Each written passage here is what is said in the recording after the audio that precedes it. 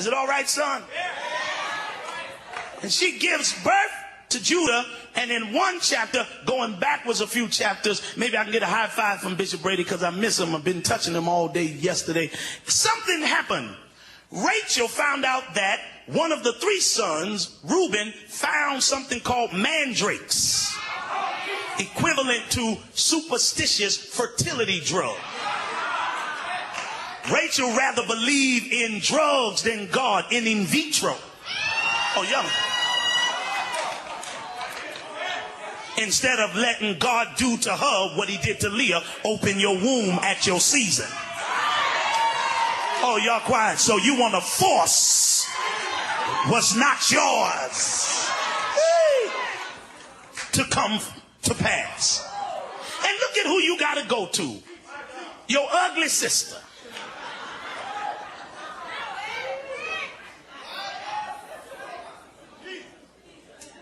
You got to go visit ugly because you too pretty.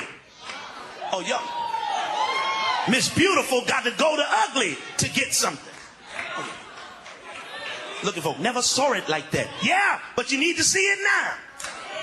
Because some of y'all too pretty to be in something so ugly. See, how we act here is not our real self.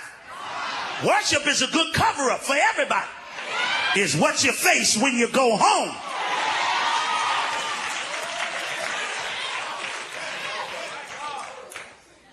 She says, Rachel says to Leah, I will give you what I know you really want. You can have Jacob, but give me your son's mandrakes. And if you give me, I need 10 women and 2 men. Your mandrakes, I'll let him sleep with you tonight. The next verse says, because she has given birth to praise, the next verse says these words for those who are with me. He is but a small thing. Because once you give birth to worship, the stuff that used to bother you don't bother you. And the stuff you used to want, you don't even want it no more. Now it wants you. And now you've grown so much, you ain't sure whether you want it. I'm not sure.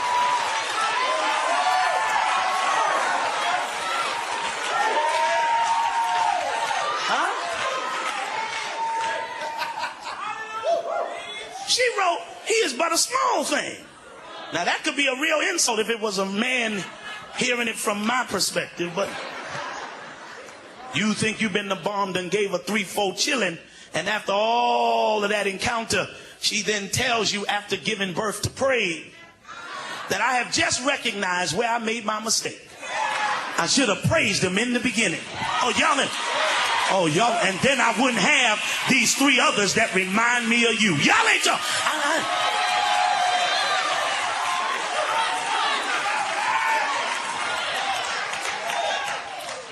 Now, I'm getting to the crux of my sermon. Sit.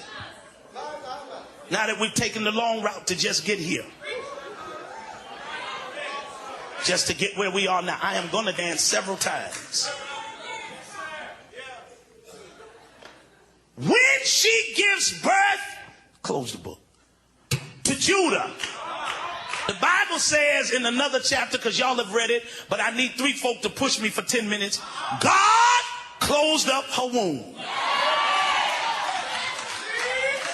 He didn't close it up after Reuben. He didn't close it up after Simeon. He didn't close it up after Levi. Y'all mighty quiet. He closed it up after she gave birth to praise. He said, and God shut up her womb. For a few years, anybody who wants to talk to me, she could have no more children. Because God indirectly, here goes the topic of my tape for about 50 of you. Indirectly, God was telling her, you need to spend quality time with this child. It's this child that's going to get you out of trouble. Y'all ain't talking. I don't want you to pop out another one 9 months from now. You're going to have to give some quality time to this particular child. Y'all don't like what I'm preaching. You're going to have to raise this child and give it some love and attention. I need to give the topic just something simple for 34. Raise your praise. See, it's important, right?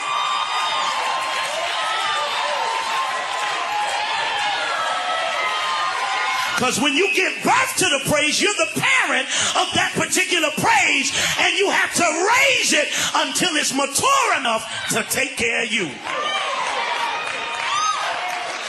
How you saved 20 years and still giving God that same praise? And how you saved 30 years and now found out that it don't take all this? What hit your womb?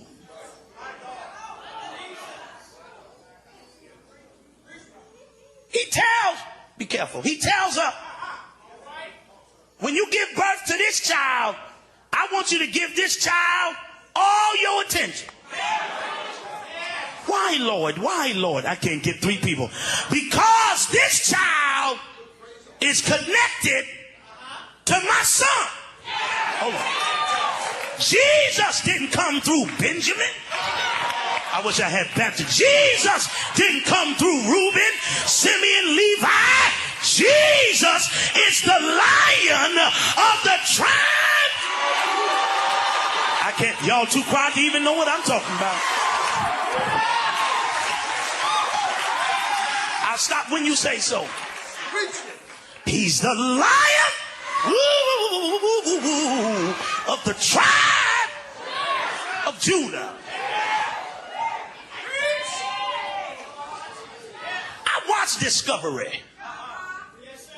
I love knowledge and wisdom. Can't get help. And when a lion catches its prey, it does not eat it right away.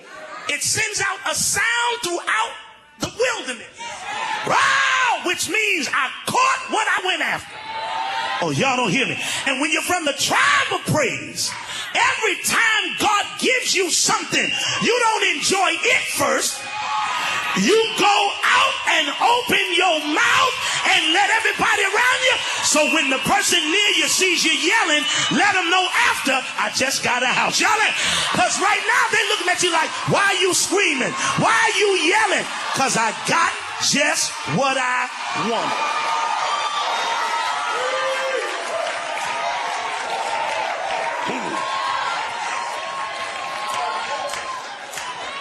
The Bible says that, I'm not used to pastor serving that, when she, I'm almost there, gave birth to praise, that God determined, shut her down for a while. Let her and this child get familiar with each other. Young. Let this child and Miss Unattractive get tight. When I called the woman out, she said she was a single mother. That's where I got my little example from. Because when God told me about it, I was writing. And when a single mother raises her son right, can I get a woman to talk to me and a brother?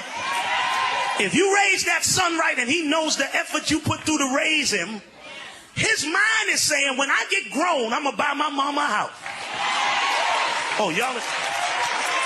Oh, y'all mighty quiet now. And I can see praise when it's being raised by Leah, saying, when I'm mature, I'm going to provide for my mother every desire that's on her heart. And the same mindset of praise in the Bible back then is the same mindset that praise has now. Anybody that raises me, I'm going to take care of you for the rest of your life. David said, delight yourself also in the Lord. Little help up there. And he will give you, excuse me, I feel Baptist, pray for me, the desires of your heart. Before I preach, grab somebody by the hand and repeat after me like you're raising your praise and say, neighbor, congratulations on surviving the worst season of your